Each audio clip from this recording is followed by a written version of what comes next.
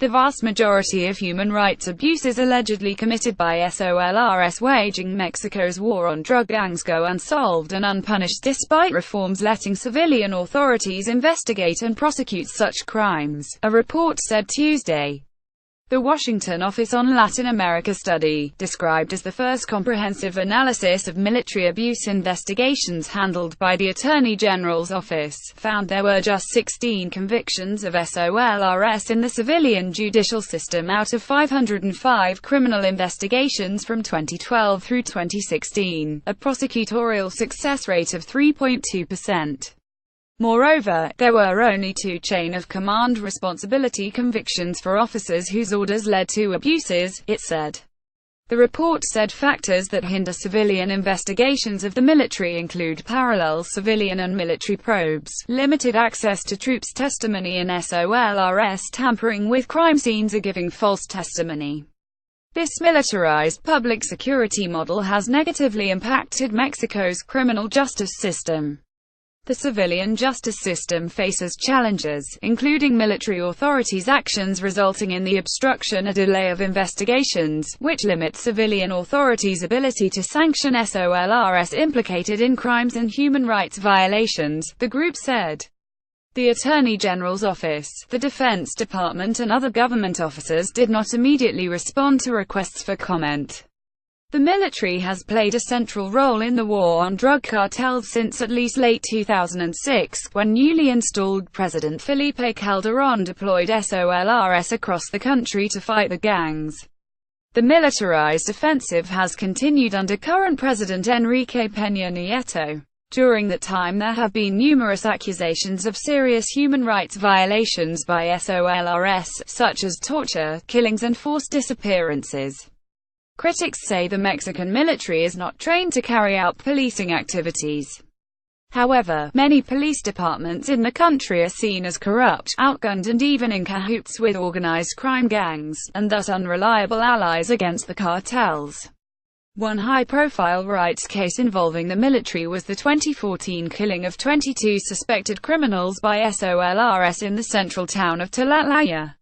The military initially claimed they'd been in a fierce firefight, but evidence suggested there was no protracted shootout and some of the dead appeared to have been executed. 7 SOLRs were accused of homicide, but the charges were thrown out by civilian courts due to lack of evidence. In August of this year, a judge ordered an investigation into whether army commanders played any role in the killings. The report said Tlatlaya is an example of a case in which military investigators had access to the crime scene and SOLRs testimony before civilian authorities. The Tlatlaya case illustrates that holding military and civilian investigations concurrently delays and obstructs justice, and shows that in military jurisdiction, cases of grave human rights violations also go unchecked to remain unpunished, the report said. Reforms in 2014 changed how allegations of abuses by the military can be investigated, including the right to conduct a civilian probe in such cases and for victims to participate. Among the 16 successful prosecutions of SOLRs carried out by the Attorney General's office are convictions for the cover-up of a human rights violation and desecration of a corpse, forced disappearance, homicide, injuries and trespassing, and rape, the report said. The 2 chain-of-command convictions the study found were of a lieutenant colonel and a second lieutenant in 2 forced disappearance cases in the northern states of Chihuahua and Nuevo León.